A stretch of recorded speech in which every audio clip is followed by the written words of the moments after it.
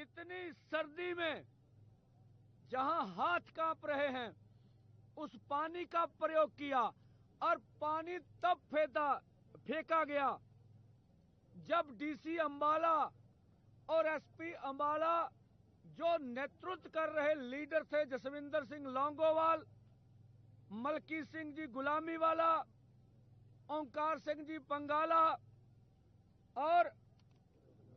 और हमारे तमिलनाडु के लीडर आर नंद कुमार। एक तरफ वार्ता करते हो, दूसरी तरफ पानी मारते हो। अब देश ये बताए हमने भी वायलेंस किन्होंने किया है। इसी के साथ साथ आज नई बातें सामने आई।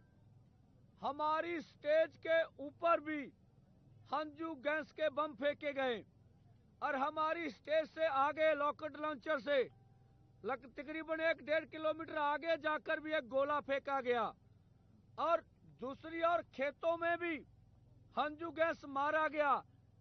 इसके पीछे सरकार की मंशा क्या हो सकती है? लगभग 10,000 से ऊपर आम जनता आज शंभू मोर्चे को देखने आई थी, स्पोर्ट में आई थी, लंगर लेकर आई थी। हमारे किसान मजदूर मोर्चे और एसकेएम नूट पॉलिटिकल के किसान मजदूर तो थे ही यहां। पब्लिक के ऊपर फेंककर हंजू गैस उसे भड़काना चाहते थे और देखा जितने भी हमारे किसान मजदूर नौजवान यहां आए उन्होंने हमारे जाब्ते में कोई भी बाधा नहीं डाली। कितना डिसिप्लिन से 101 का जथा, एक भी आदमी उसमें से अधिक नहीं गया है। जो हमारे पास सूची आई है वो 17 किसान सरकार के इस जबर में, सरकार के इस बल प्रयोग में जख्मी हुए हैं, जिनमें से कुछ किसान ज्यादा जख्मी हैं। मैं किसानों की लिस्ट आपके सामने दे रहा हूं। कुलदीप सिंह जी, ये हरिगढ़ गांव है, बीकेजू आजाद के साथी हैं। सुखदेव सिंह जी भूटान, बीकेजू आजाद के साथी है। शमशेर सिंह जी संगरूर, ये भी बीकेजू आजाद के साथी है। मुख्तियार सिंह जी खुराना, ये भी बीकेजू आजाद के साथी हैं। दर्शन खोखर लहरा, ये भी बीकेजू आजाद के साथी हैं। मीहा सिंह मंगवाल, ये भी बीकेजू आजाद के साथी हैं। जगीर सिंह फौजी, जो बीकेजू बहराम के साथी, ये भी गंभीर जख्मी हैं। कुलदीप सिंह भी और ये भी। उसके आगे परमजीत सिंह जी हरदासपुरा, ये भी पटियाला से जख्मी हैं।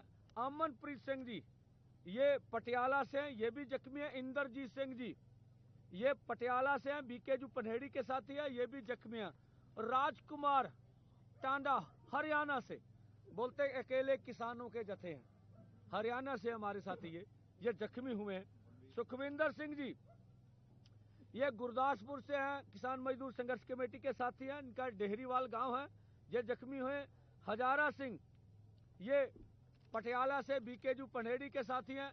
साधु सिंह जी, ये भी बीकेजू आजाद के साथी हैं, ये संगरूर से हैं, ये भी जख्मी हैं। सुखवंत सिंह गुरदासपुर, ये किसान मजदूर संघर्ष कमेटी के साथी हैं। और आज आर अनंत कुमार जो कोयम्बटूर तमिलनाडु से आए थे, वो इस जथे की अगुवाई करते हुए तिरंगा हाथ में लेकर आगे जथे में गए थे, आपने देखा है। और इसमें हरियाणा के मनजीत सिंह, मुख्तार सिंह, ये भी जथे में शामिल थे। तो अन्य राज्यों के किसान भी आज के जथे में शामिल थे। आज भी हमें जवाब नहीं मिलेगा जो हम जवाब केंद्र से मांगते हैं। 100 आदमी का जथा देश के अमन कानून के लिए किस तरह से खतरा है, इसका जवाब चाहिए। आप संविधान के ऊपर चर्चा कर रहे हो, कौन सा देश का संविधान किसानों के ऊपर इस तरह से बल प्रयोग करने का इजाजत देता है? आप संविधान के ऊपर चर्चा कर रहे हो, 1 साल से नेशनल हाईवे के ऊपर इस तरह से दीवारें बनाने का कौन सा संविधान आपको अलाउ करता है, ये भी बताओ। और उन सड़कों के ऊपर आप किलो की फसल उगाते हो, और ये कौन सा संविधान इसकी इजाजत देता, कम से कम हमें तो बताओ। लेकिन सत्ता पक्ष हो या विपक्ष हो, मिलकर गेम खेल रहा है। और देश की पार्लियामेंट में हमारे किसान मजदूर के मुद्दे पर बिल्कुल भी चर्चा नहीं हो रही है और ये दुखद है देश के लिए। और हम देख रहे हैं, आज हमने देखा 140 करोड़ भारतीयों ने शंभू बॉर्डर और टिकरी बॉर्डर की आवाज लगाई है। पूरे देश भर में, खनौरी बॉर्डर, पूरे देश भर में हमारी बात, हम बेशक बैरिकेड से आगे ना जा पा रहे हो, हमारी आवाज पूरे देश भर में जा रही। हर माँ, हर बहन, हर बेटी के पास हमारी आवाज जा रही है। लेकिन दुख की बात है, हमारे प्रधानमंत्री के कान कारपोरेट ने बंद करके रखे हैं। प्रधानमंत्री के कानों में हमारी आवाज नहीं जा रही है। जगजीत सिंह जी डल्लेवाल जो अमर अनशन पर बैठे हैं, उनके लिए देश चिंतित है, लेकिन देश के प्रधानमंत्री को कोई चिंता नहीं है।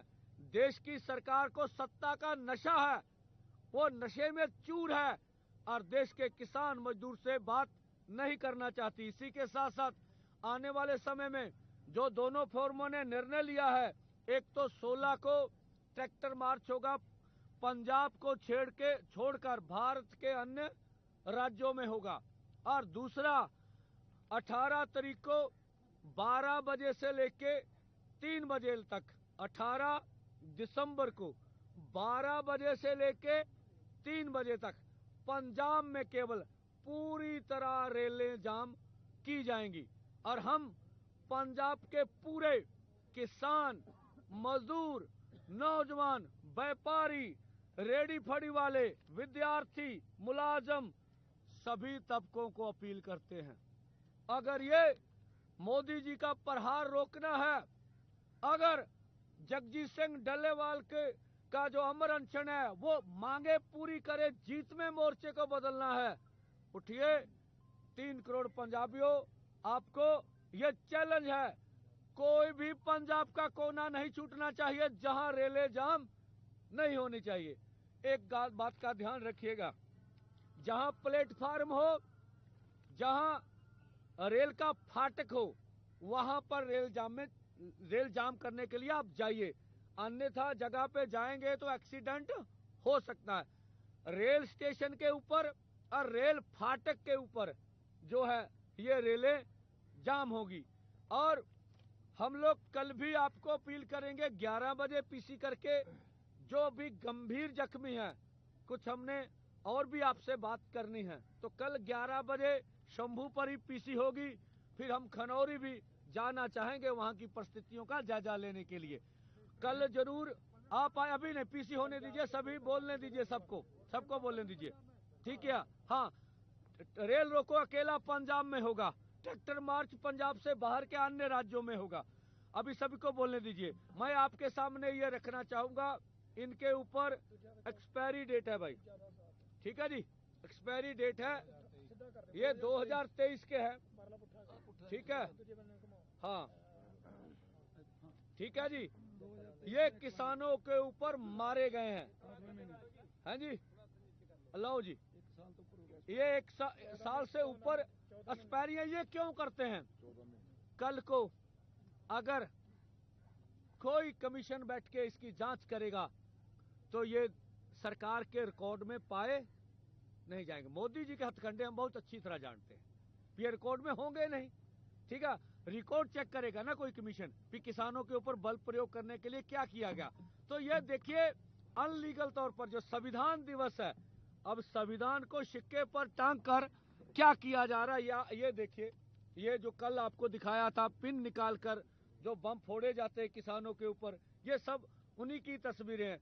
रबड़ की गोलियां आज बहुत जोर से चलाई गई, ठीक है, वो पानी के बहाव में बह गई, वो भी हम उपलब्ध करा देंगे। अभी हमारा जत्था थका हुआ है, पानी से भीगा हुआ है, वो अपने आराम के लिए गया हुआ है। और ये आज का घटनाक्रम है। मैं भंगू साहब एसकेएम नॉन पॉलिटिकल से, वो भी अपनी बात रखेंगे। हाँ जी, ना अभी नहीं, पीसी पूरी होनी है। पत्रकार दोस्तों, एक पासे देश के प्रधानमंत्री बाहरलियां कंट्रियां च जाके बड़े बड़े दावे करते ने लोकतंत्र दे। मैं समझदा 100 100 ਬੰਦੇ ਤੋਂ 101 ਬੰਦੇ ਦਾ ਜਿਹੜਾ ਜਥਾ ਜਾ ਰਿਹਾ, ਕੀ ਤਕਲੀਫ ਕੀ ਪ੍ਰੋਬਲਮ ਹੈਗੀ ਸਰਕਾਰਾਂ ਨੂੰ ਜੇ ਕਿ ਹਰ ਸਟੇਟ ਦਾ ਮੰਤਰੀ ਬੀਜੇਪੀ ਦਾ ਜਾਂ ਉਹਨਾਂ ਦੇ ਸਪੋਕਸ ਪਰਸਨ ਬਾਰ-ਬਾਰ ਡਿਬੇਟਾਂ ਤੇ ਕਹਿ ਰਹੇ ਨੇ ਤੁਸੀਂ ਟਰੈਕਟਰ ਟਰਾਲੀ ਛੱਡੋ ਔਰ ਪੈਦਲ ਜਾਓ। ਜਦੋਂ ਦੋਨੇ ਫੋਰਮਾਂ ਨੇ ਨਿਰਣਾ ਕਰਕੇ ਪੈਦਲ ਜਾਣੇ ਦੀ ਅੱਜ ਤੀਸਰਾ ਜਥੇ ਨੂੰ ਭੇਜਿਆ ਤਾਂ ਸਾਹਮਣੇ ਤੁਹਾਡੇ ਆ ਇੰਨੇ ਠੰਡੇ ਪਾਣੀ ਜਿਹੜਾ ਘੱਗਰ ਦਾ ਪਾਣੀ ਸੀ ਉਹਦੀਆਂ ਵਿਛਾੜਾਂ ਬੁਲਟ ਮਾਰੇ ਗਏ।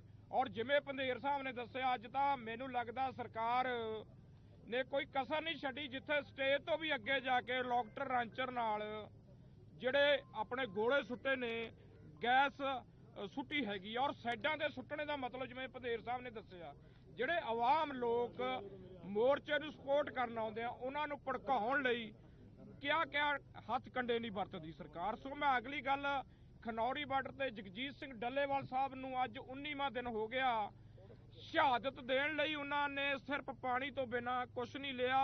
ਉਹਨਾਂ ਦਾ ਜਿਹੜਾ BP ਆ ਅਬ ਬਹੁਤ ਥੱਲੇ ਉੱਪਰ ਹੋ ਰਿਹਾ, ਸ਼ੂਗਰ ਵੀ ਘੱਟ ਵੱਧ ਰਹੀ ਆ।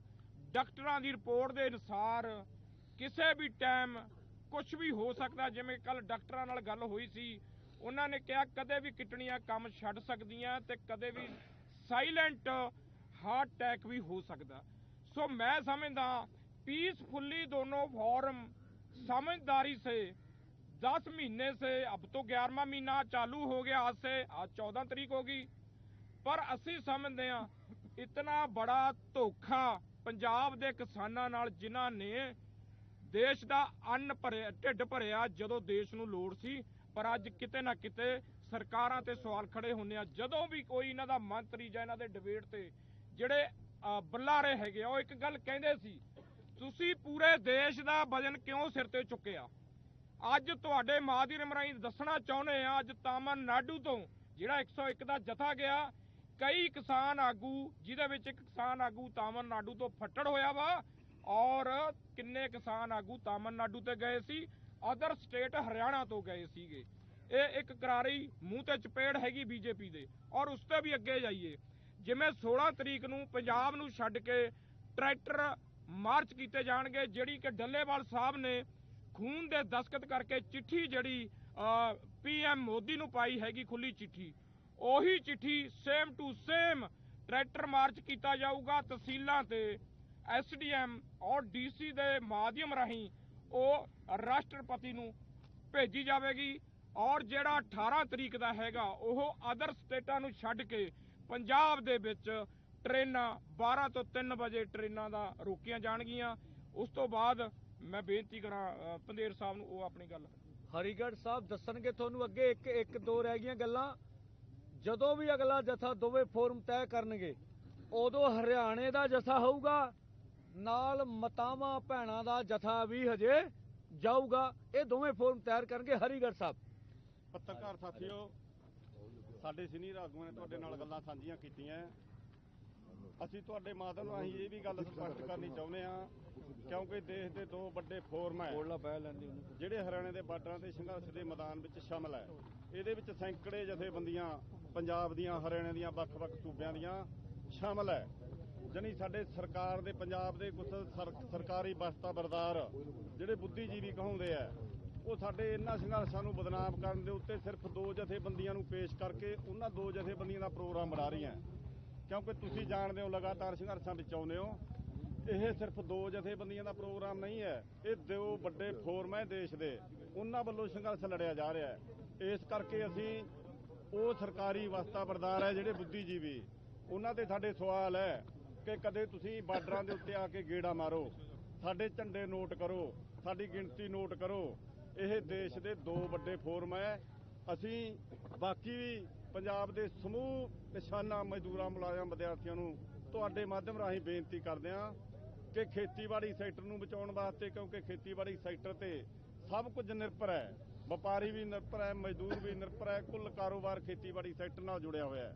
ਇਹਨੂੰ ਬਚਾਉਣ ਵਾਸਤੇ, ਸੰਘਰਸ਼ ਨੂੰ ਹੋਰ ਤਿੱਖਾ ਕਰਨ ਵਾਸਤੇ ਸਾਡੇ ਪ੍ਰਧਾਨ ਜੀ ਦੱਸ ਕੇ ਗਏ ਹੈ 18 ਤਰੀਕ ਨੂੰ ਅਸੀਂ ਜਿਹੜਾ ਉਹ ਪੰਜਾਬ ਦੇ ਵਿੱਚ ਰੇਲਾਂ ਦਾ ਚੱਕਾ ਜਾਮ ਕਰ ਰਹੇ ਹਾਂ। ਸਮੂਹ ਲੋਕਾਂ ਤੋਂ ਉਹਦੇ ਵਿੱਚ ਸ਼ਾਮਲ ਹੋਣ ਦੀ ਅਸੀਂ ਬੇਨਤੀ ਕਰਦੇ ਹਾਂ ਤੁਹਾਡੇ ਮਾਧਿਅਮ ਰਾਹੀਂ। ਸੱਚਮੁੱਚ ਜਿਹੜੇ ਸੰਘਰਸ਼ ਕਰਨਾ ਚਾਹੁੰਦੇ ਆ, ਜਿਹੜੇ ਸੱਚੇ ਦਿਲੋਂ ਖੇਤੀ ਨੂੰ ਬਚਾਉਣ ਦੀ ਲੜਾਈ ਲੜਨਾ ਚਾਹੁੰਦੇ ਆ, ਉਹਨਾਂ ਤੋਂ ਅਸੀਂ ਆਸ ਕਰਦੇ ਹਾਂ ਸਾਡੇ ਭਰਾਵਾਂ ਤੋਂ ਵੀ ਉਹ ਪੁਰਜ਼ੋਰ ਨਾਲ ਇਹਨਾਂ ਸੰਘਰਸ਼ਾਂ ਵਿੱਚ ਸ਼ਮੂਲੀਅਤ ਕਰਨ। ਹਾਂ